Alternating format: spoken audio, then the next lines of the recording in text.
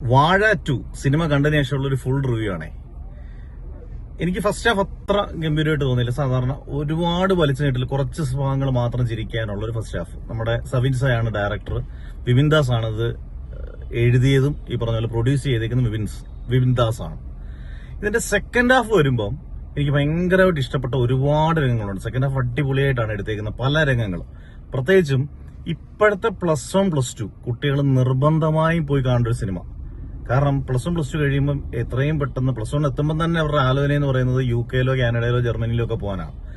ഇവര് UK-ലോ ജർമ്മനിയിലോ ഒക്കെ പോകുന്നവരുടെ കഷ്ടപ്പാടുകൾ, എങ്ങനെയാണ് അവരുടെ ജീവിതം, നമ്മൾ ഈ കാണുന്ന ഇൻസ്റ്റയോ അല്ലെങ്കിൽ ട്വിറ്ററോ ഒന്നും മാത്രം ഫോട്ടോസ് മാത്രമല്ല അവിടെ അവരനുഭവിക്കുന്ന ഇപ്പുറത്ത് ഒരു വശത്ത് മാതാപിതാക്കൾ അനുഭവിക്കുന്ന വിഷമങ്ങൾ, പിന്നെ ലഹരിക്ക് അടിമയാകുമ്പം അതിൽ നിന്നൊക്കെ എത്രമാത്രം സമൂഹത്തിൽ കുറ്റപ്പെടുത്തുന്നു, ഇങ്ങനെയുള്ള കുറെ നല്ല emotionally connect second ഹാഫിലുണ്ട്.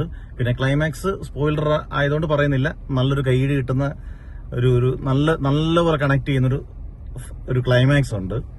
Second half എനിക്ക് പേഴ്സണലി ഒരുപാട് ഇഷ്ടപ്പെട്ടു. എനിക്ക് ഫസ്റ്റ് ഹാഫ് ഇഷ്ടപ്പെട്ടില്ല. എന്നാലും പൊതുവെ 2.25 മണിക്കൂർ എന്ന് പറയുന്നത് ദൈർഘ്യം വളരെ കൂടുതലാണെന്ന് തോന്നുന്നു. കാരണം ഒരു 2.25 മണിക്കൂറിലൊക്കെ ഒതുക്കി നിർത്താവുന്ന പല സീനുകളും വലിച്ചടച്ചിട്ടുണ്ട്. ഇപ്പം ഒരു ഫോൺ വിളിച്ചിട്ട് നീ പോകല്ലേടാന്ന് പറഞ്ഞൊരു സീനൊക്കെ ഒരു 5-6 മിനിറ്റോളം അത് നീട്ടി. ഒരു വേണമെങ്കിൽ 1 മിനിറ്റ് കൊണ്ട് നിർത്താവുന്ന സീൻ 5-6 മിനിറ്റോളം വലിച്ചു നീട്ടി.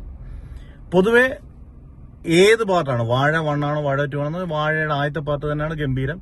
വാഴ 2 വളരെ മോശമായിട്ടില്ല, എന്നാലും ഒരു മസ്റ്റ് വാച്ച് ആണ്. പ്രത്യേകിച്ച് ഈ പറയുന്ന പഠിക്കുന്ന 10ാം ക്ലാസ് +1+2 കുട്ടികൾ നിർബന്ധമായും സെക്കൻഡ് ഹാഫ് പേരൻസിനോടൊപ്പം വന്ന് കാണണമെന്നുള്ളതാണ് എനിക്ക് തോന്നിയത്. കാരണം അങ്ങനെ ഒന്ന് കണ്ടാൽ വളരെ ഇമോഷണലായിട്ട് കണക്ട് ചെയ്യുന്ന ഒരുപാട് സീനുകളുണ്ട്.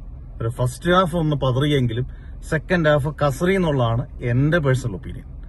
എന്തായാലും നിങ്ങൾക്ക് ഓരോരുത്തർക്കും ഓരോ അഭിപ്രായങ്ങളുണ്ടാവും. അത് 80s കിഡ്സ് ആണെങ്കിലും 90s കിഡ്സ് ആണെങ്കിലും ഏത് എന്നാണെങ്കിലും സിനിമയാണ്.